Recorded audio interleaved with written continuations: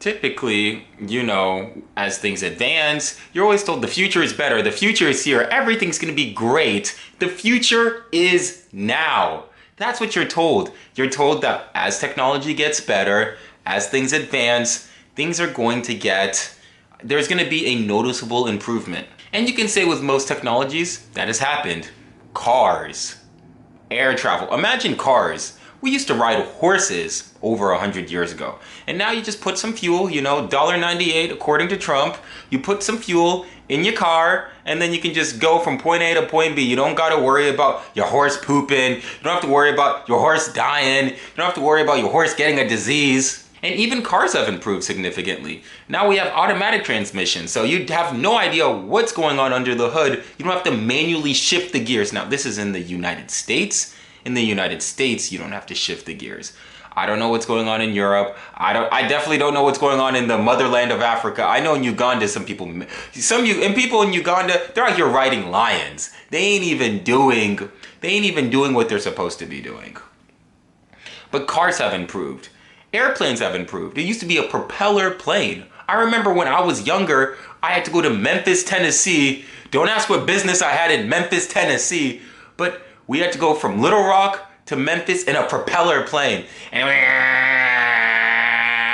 just hearing that over and over. Oh my gosh, when I think about it, I can still hear that. I can still hear it. It's a noise that echoes and rattles in my brain. And now we have gone to the internet. It used to be the internet. You would have to, first of all, people don't even have we have a landline at my house, but people don't even have landlines or home phones.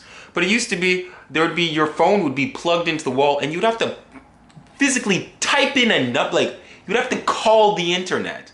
Imagine calling, hey, I have to call the internet.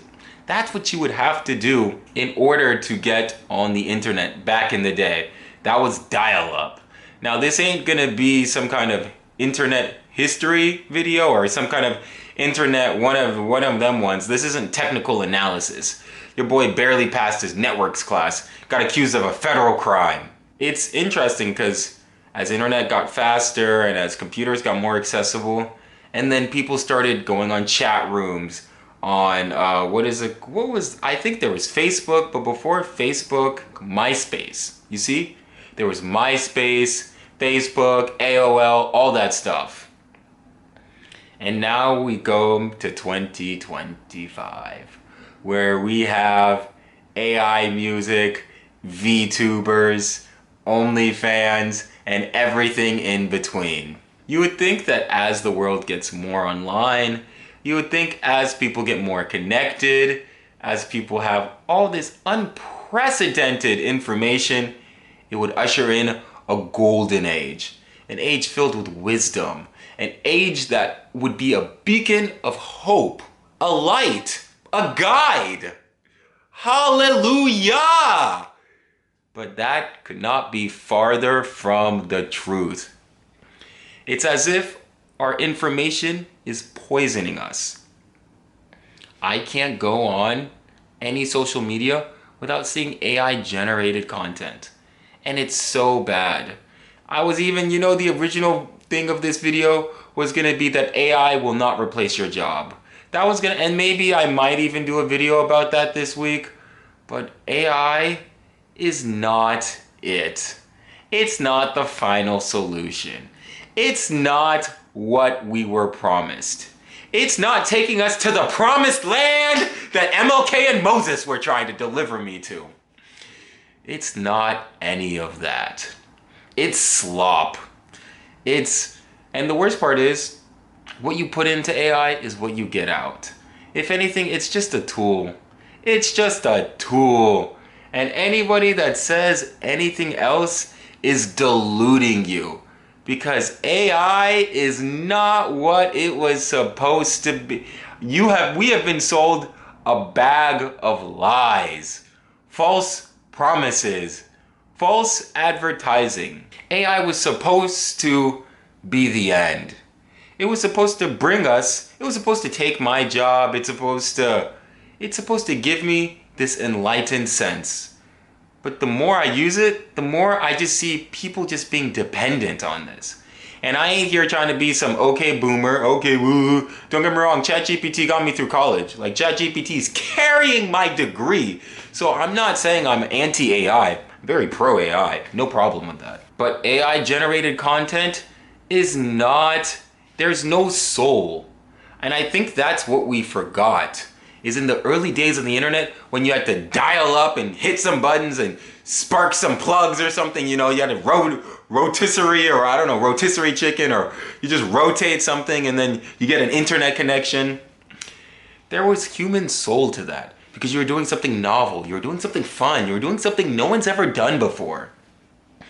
But now we get to 2025 where people think you can just push a button and then content and then this.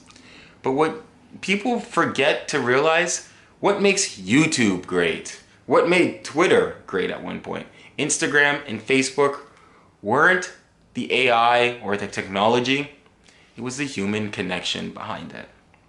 It was the human connection of going on and seeing your friends and maybe playing some FarmVille. Maybe I played some FarmVille back in the day. But that was fun. And then going to class the next day and talking about that. It was going on vacation, posting something fun, and then going to see your friends and talk about it. It was going on Instagram and seeing something new and just being silly and just taking selfie Sunday. That was what made things so fun, so unique, and so engaging. And when you think you can just replace it with prompts, you can replace it with filters, what you're doing is blurring the lines.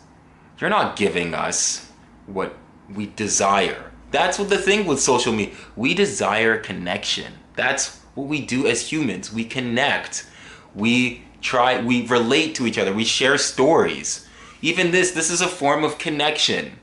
But if you think that some prompts or some Studio Ghibli, I don't even know what Studio Ghibli is, but it's all over my Instagram discovered, yo. And if you think that that is going to replace a human connection, I'm sorry to let you down. But that's just not how we evolved. Like we didn't come from monkeys just to like we didn't do none of that. You know what I'm saying? Like monkey man ain't doing like bruh, that's why monkeys right now can't even type. Like I don't even know. But I just know that in order for us to go to the next level, people need to realize that these tools have limitations. It's the people that use the tools. That's what makes them great. The person, not the tool itself.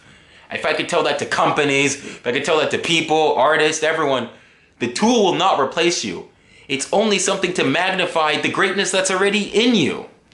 And if I'm sounding hopeful, I'm not hopeful. Like I think people are gonna triple down on AI, but I just want to, I don't know if this is a rant, I don't know what this is, but I just know that as the internet expands or whatever and people depend more on this, I just hope that maybe to the one person that says, hey man, you know, AI is not the end all be all. It's just a tool.